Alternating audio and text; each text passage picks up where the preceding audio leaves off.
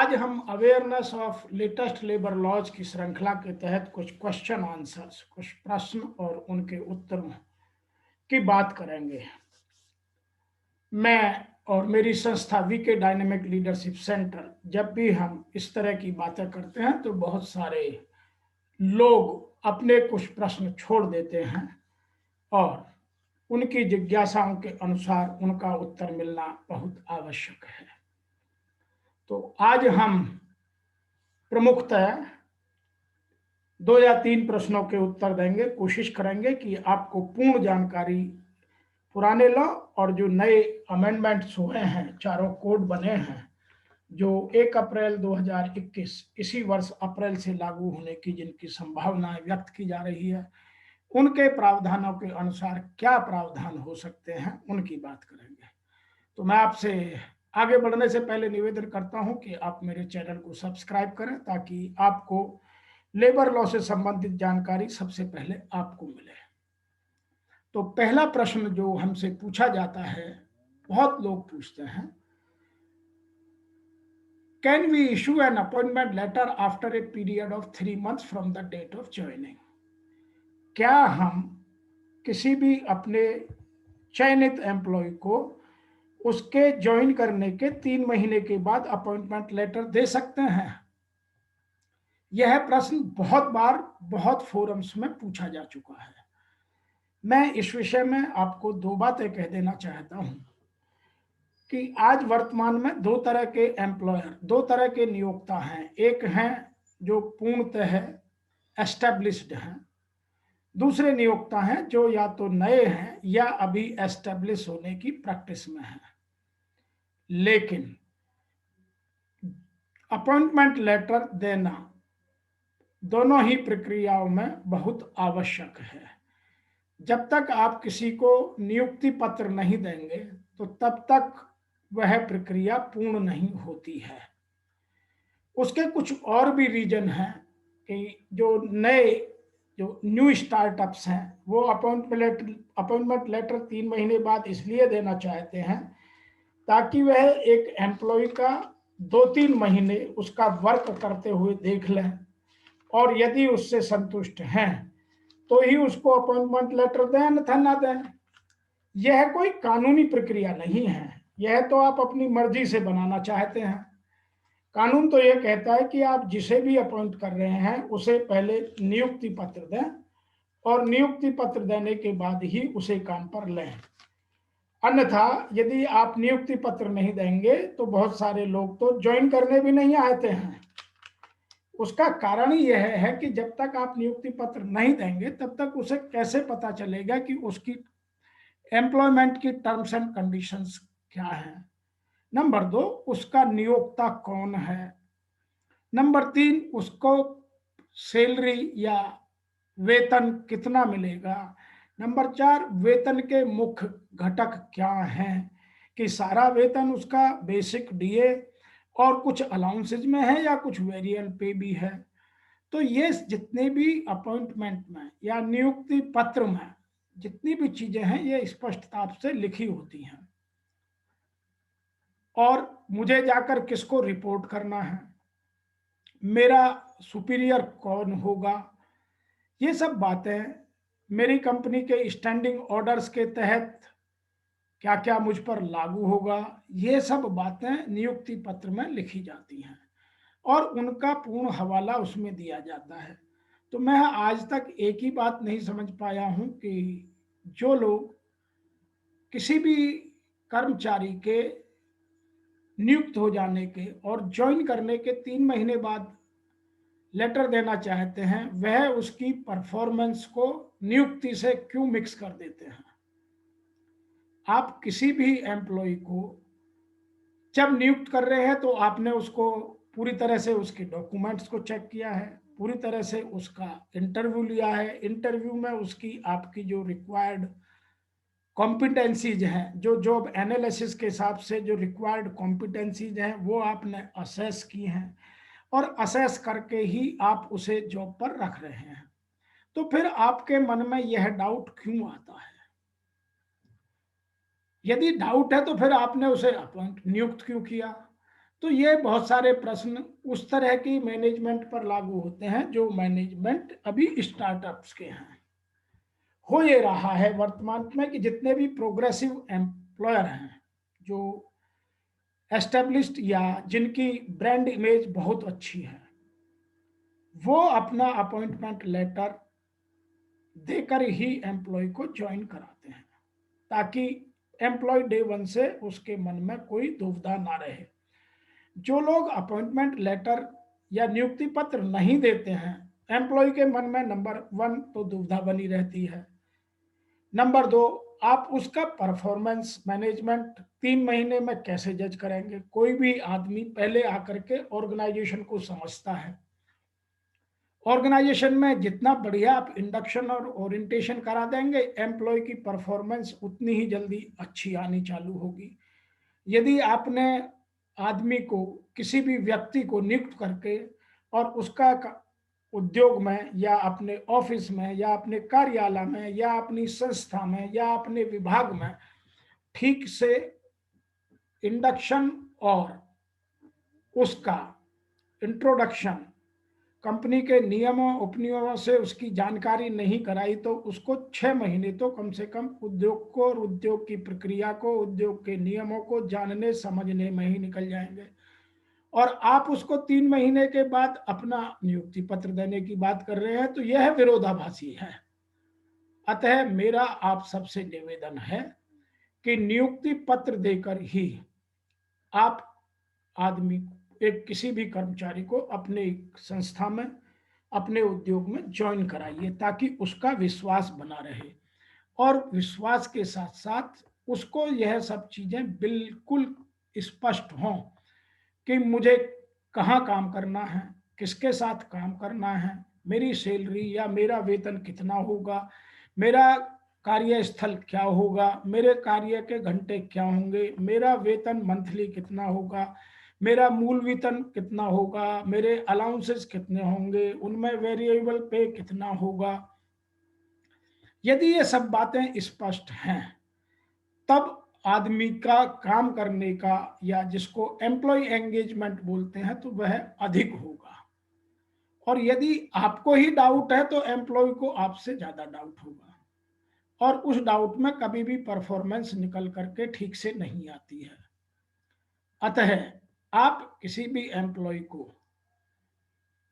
नियुक्त करते वक्त उसे अपॉइंटमेंट लेटर दे दें। अभी वर्तमान में एक प्रथा और है कि कुछ लोग लेटर ऑफ इंटेंट या ऑफर लेटर देते हैं, एम्प्लॉय उसको लेने के बाद जो जहां काम कर रहा है वहां नेगोशिएट कर देता है, वह भी गलत है। तो दोनों ही हालातों में, एम्प्लॉयर के लिए भी और एम्प्लॉय के लिए भी, कर्मचारी के लिए भी और नियोक्ता के लिए भी, दोनों के लिए स्थिति वही बढ़िया है कि हम अपने इंटेग्रिटी के साथ, अपने फुल कमिटमेंट के साथ अपॉइंटमेंट लेटर लेकर के उसे एक्सेप्ट करके उसे भेजकर ज्वाइन करें। यदि एम्प्लॉय भी अपॉइंटमेंट लेटर लेकर के और फिर अपने एग्जिस्टिंग एम्प्लॉयर से बात करके वहीं सैलरी बढ़ा लेता है और ज्वाइन नहीं करता है, तो वह भी सामने वाले उद्योग का नुकसान है। तो हम अपने निजी स्वार्थों में देश का हित करते हैं, अतः दोनों के लिए यह हितकर होगा कि आप अपॉइंटमेंट लेटर अवश्य दें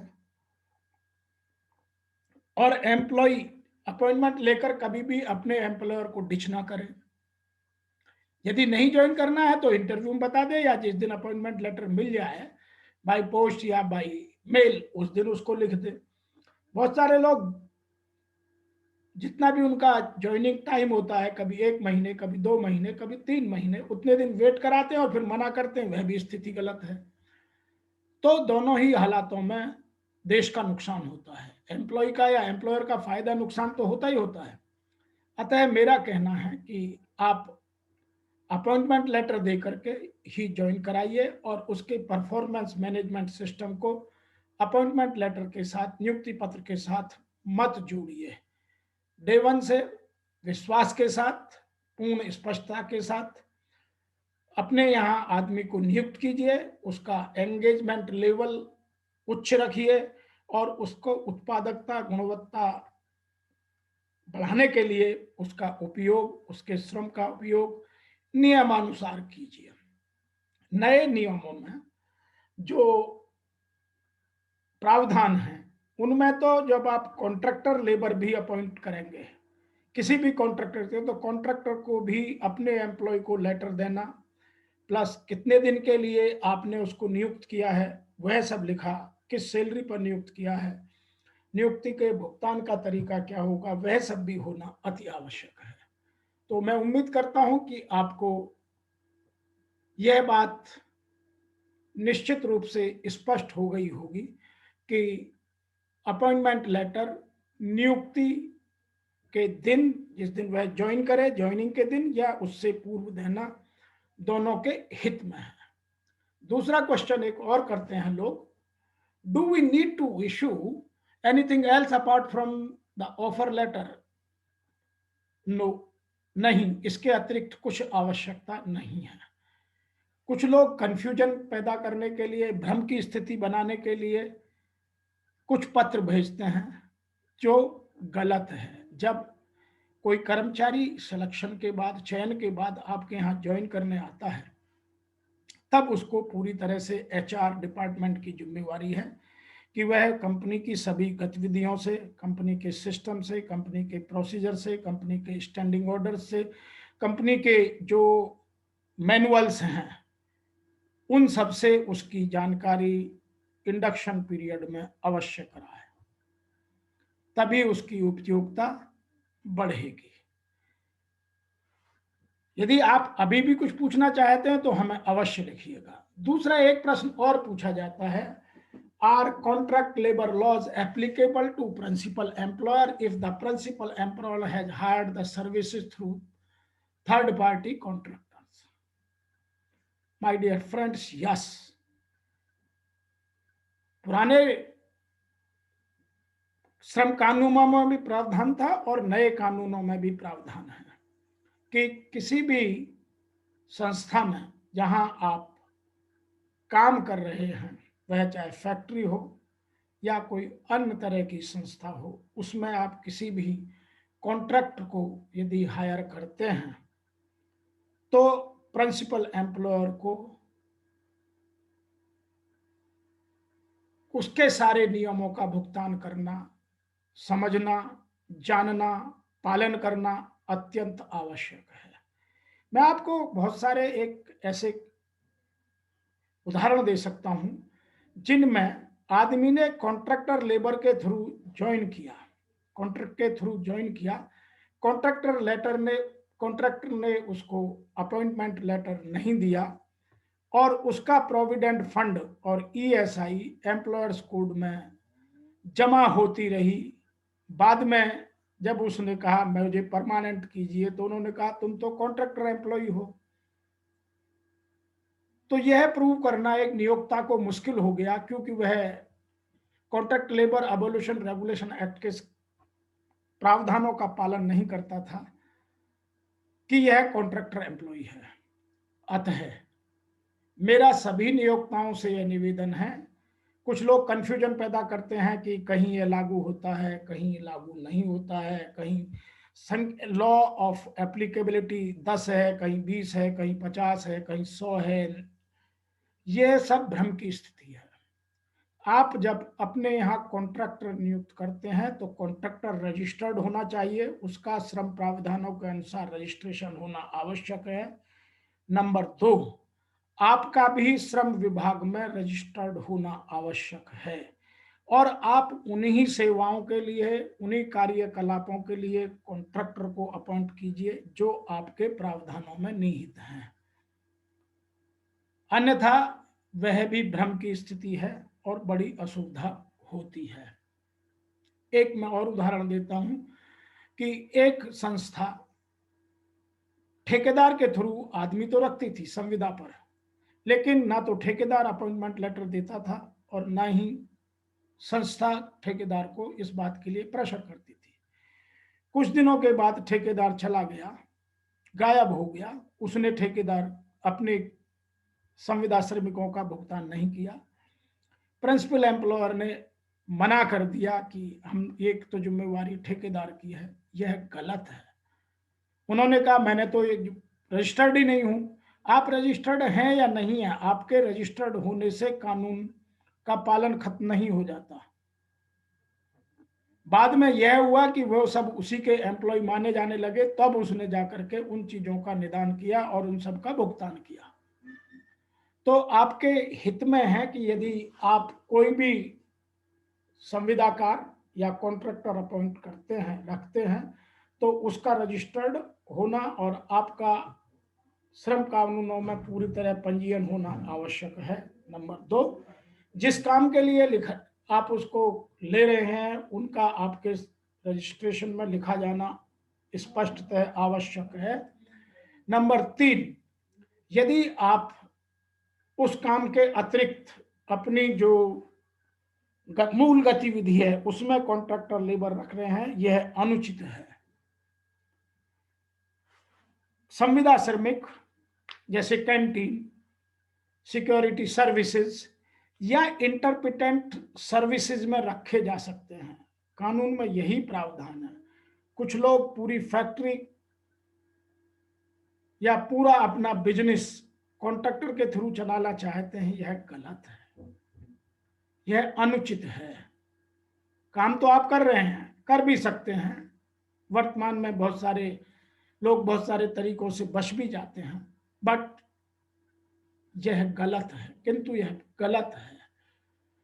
नंबर 4, यदि आप किसी कॉन्ट्रैक्टर को अपने यहां नियुक्त करते हैं तो उसका आप फॉर्म 5 दे करके यह शपथ लेते हैं कि यदि यह कॉन्ट्रैक्टर चला जाएगा तो इसकी सारे भुगतानों का पेमेंट उसके श्रमिकों को मेरी जिम्मेवारी है। कानून यह कहता है, आपने वह साइन किया है नहीं किया है, आपने रजिस्टर्ड कराया नहीं कराया, लेकिन कानून में आप ही जिम्मेदार हैं।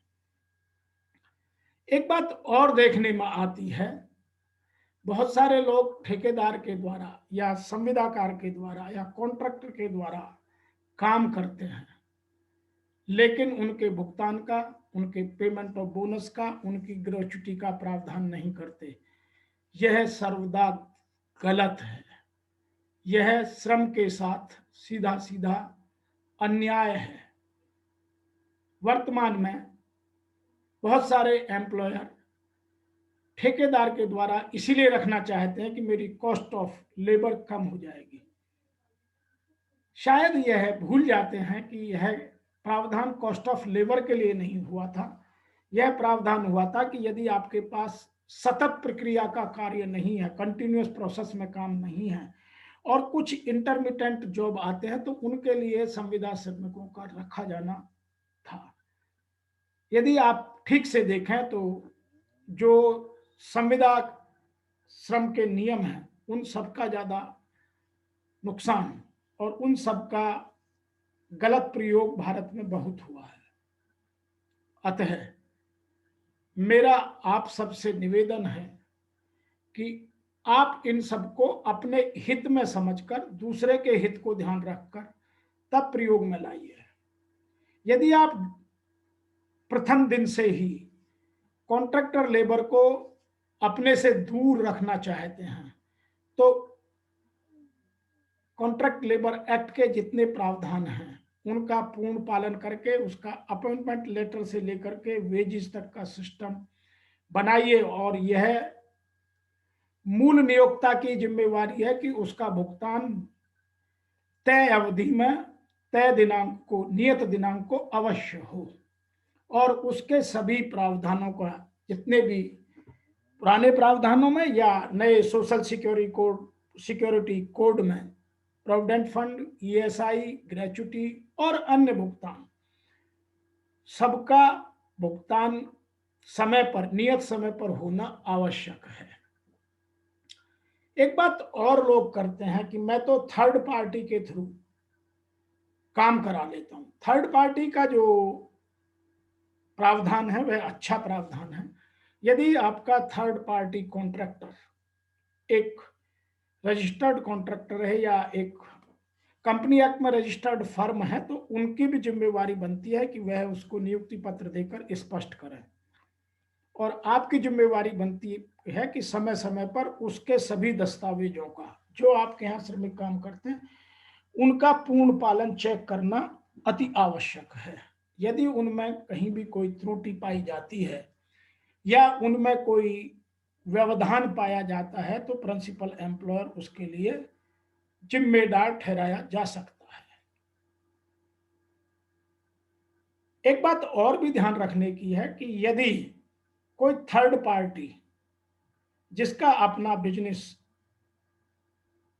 कई राज्यों में होता है और वह अपना प्रोविडेंट फंड और ईएसआई उन राज्यों में जमा ना करके जहां उसका संविदा है अपने मुख्य कार्यालय में, जिस भी राज्य में उसका मुख्य कार्यालय, वहां जमा करता है, तब भी बहुत सारी असुविधाएं उसके साथ काम कर रहे श्रमिकों को होती हैं। अतः यह भी सुनिश्चित मुख्य नियोक्ता कर दे कि जब वह उसके यहाँ काम कर रहा है तो उससे पूर्व में उस राज्य में उसका उन श्रम कानूनों में पंजीयन होना आवश्यक है। अन्यथा इन सब चीजों में कॉन्ट्रैक्टर के द्वारा या संविदाकार के द्वारा हेराफेरी कर श्रम शक्ति को धोखा देने का प्रावधान लोग करते रहते हैं, प्रयास करते रहते हैं। अतः आज के वर्तमान युग में मैं नियोक्ता से यह निवेदन करना चाहूंगा और नियोक्ता के बिहाफ पर एचआर डिपार्टमेंट से यह निवेदन करना चाहूंगा कि आप जब भी कॉन्ट्रैक्टर लेबर रखें तो उसके सभी हितों का ध्यान रखना आपकी जिम्मेवारी है। नए कोडों का जो प्रावधान है, जो चारों कोड, एक 2019 में पास हुआ और बाकी 3, द कोड ऑन वेजेस 2019 में भारत सरकार ने पास किया और बाकी 3 code, the code on social security, number 2 the occupational safety health and working conditions code 2020, तीसरा है द इंडस्ट्रियल रिलेशंस कोड 2020। इन सबके प्रावधानों में भी यही प्रक्रिया है और इनमें तो और कठिन है। अभी उन नए नियमों में जो इम्प्रिजनमेंट है प्रिंसिपल एम्प्लॉयर का और कॉन्ट्रैक्टर का, वो भी बढ़ा है। नंबर 2, उन पर फाइन की जिम्मेवारी, फाइन की जो रकम है, धनराशि है, वह भी बढ़ाई गई है। अतः इन सब को जानना आपके लिए आवश्यक है। मूल नियोक्ता किसी भी दशा में यह कहकर नहीं बच सकता कि यह मेरा काम नहीं, यह ठेकेदार का काम है। ठेकेदार से यह काम कराना प्रिंसिपल एम्प्लॉयर की जिम्मेवारी है। और जहां तक थर्ड पार्टी का है, थर्ड पार्टी में यदि आपका थर्ड पार्टी कॉन्ट्रैक्टर एक रजिस्टर्ड फर्म है तो उसकी मौलिक और नैतिक दोनों जिम्मेवारी बनती है, और यदि वह ऐसा नहीं करता है तो वह पुनः लौटकर मुख्य नियोक्ता पर आ जाती है। तो उम्मीद है कि आपको यह प्रश्न का उत्तर स्पष्ट कर देगा। यदि इसके बाद भी आपको कोई और शंका समाधान है तो हमें अवश्य लिखिए। एक प्रश्न और पूछा जाता है, what is the law about payment of gratuity to an employ. तो जो वर्तमान में नियम लागू है उनमें किसी भी एम्प्लॉय को जो आपकी संस्था में डायरेक्टली या इनडायरेक्टली, इनडायरेक्टली का मतलब है थ्रू कॉन्ट्रैक्टर काम कर रहा है, वह यदि कंटिन्यूसली 5 साल काम करता है तो वह ग्रेच्युटी के भुगतान का हकदार हो जाता है। लेकिन जो नया प्रावधान हुआ है the code on social security, उसमें यह प्रावधान 5 साल से घटाकर 1 साल कर दिया गया है। जिस दिन से यह लागू हो जाएंगे उस दिन से तो यह प्रावधान घट करके 1 साल हो जाएगा। नंबर 2, कुछ नियोक्ता यह भी सोचते हैं कि यह मेरी जिम्मेवारी नहीं है, यह प्रिंसिपल एम्प्लॉयर की नहीं है, यह कॉन्ट्रैक्टर की है। तो कॉन्ट्रैक्टर से भी यह जिम्मेवारी बनती है कि वह जब कॉन्ट्रैक्ट ले तो यह प्रावधान पहले कर ले। मैंने तो यहां तक भी देखा है कि यदि एक कॉन्ट्रैक्टर के पास कुछ परमानेंट वर्कफोर्स है, वो 10 साइट पर काम करता है, यदि 5 साल हो गए तो वो पूर्ण पैसा देगा। जिस भी साइट पर उसको 10 साल होंगे, जब वो छोड़कर जाएगा तो उसकी जिम्मेवारी है कि वह दे, क्योंकि उसने सभी प्रिंसिपल एम्प्लॉयर से भुगतान के समय में वह भुगतान लेकर के अपने पास रखा है। और यदि कोई कॉन्ट्रैक्ट देते वक्त प्रिंसिपल एम्प्लॉयर यह भुगतान नहीं करता है तो वह अपने यहाँ के पीरियड में जिन जिन कर्मकारों ने उसके यहाँ काम किया है तो वह उनकी ग्रेच्युटी का भुगतान कराए, अन्यथा बाद में वह भी प्रॉब्लम में आ सकता है। नंबर 3, यदि ग्रेच्युटी का भुगतान समय पर नहीं होता है तो उसमें जो रेट ऑफ इंटरेस्ट है वह बहुत अधिक है। यदि आप देखें तो उनमें जो भुगतान की जिम्मेवारी है वह प्रिंसिपल एम्प्लॉयर की है।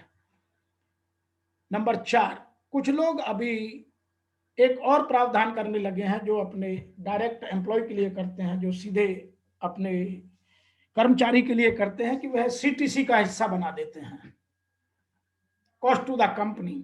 यदि यह सीटीसी का हिस्सा है और यह आपने नियुक्ति पत्र में लिख के दिया है तो फिर इसमें पीरियड का कोई मतलब ही नहीं रह जाता है। यदि आपने किसी की वेतन का भुगतान की तालिका बनाते वक्त उसमें यह भुगतान दिखाया है कि मंथली इतना पैसा हम ग्रेच्युटी में जमा करेंगे, तो वह कभी भी छोड़े आपका देना नैतिक और मौलिक जिम्मेवारी बनती है, कानूनी प्रक्रिया में आप ना पड़े। कुछ नियोक्ता अभी यह सब कर लेते हैं और जब एम्प्लॉय 5 साल से पहले छोड़ता है तो बड़ी प्रॉब्लम होती है। इससे अननेसेसरी का श्रम विवाद बढ़ता है, कॉन्फ्लिक्ट ऑफ लेबर बढ़ता है, जो दोनों के हित में नहीं है।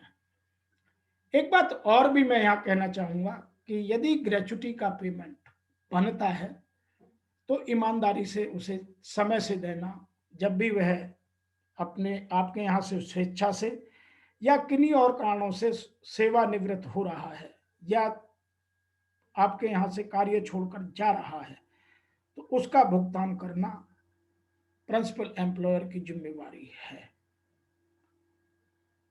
एक बात इसके अतिरिक्त और भी आवश्यक है कि यदि आप देखें जितने भी प्रोग्रेसिव एम्प्लॉयर हैं वह इन सब झंझटों से दूर रहते हैं और वह डे 1 से ग्रेच्युटी का अपने यहाँ प्रावधान करते हैं और जब भी एम्प्लॉय छोड़कर जाता है तो उसका भुगतान नियत समय पर कर देते हैं।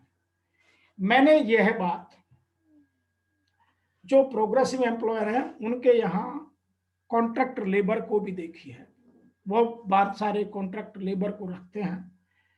कॉन्ट्रैक्ट लेबर में कॉन्ट्रैक्टर्स बदल जाते हैं लेकिन लेबर वही काम करती रहती है।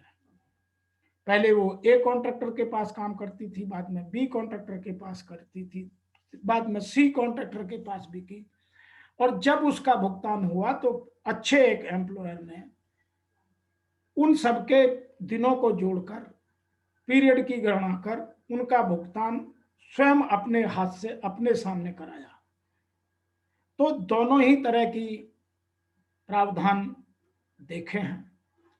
उचित यही है कि प्रिंसिपल एम्प्लॉयर जब भी कोई कॉन्ट्रैक्ट पूरा हो तो उस श्रमिक का भुगतान अवश्य अपने सामने सुनिश्चित कर ले, अन्यथा बाद में विवाद होने की संभावना रहती है।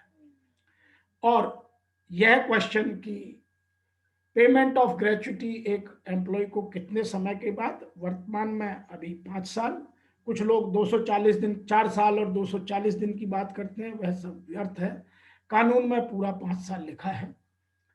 यदि आप पहले करें और आपने प्रावधान किया हुआ है तो करना चाहिए, इसमें कुछ गलत भी नहीं है।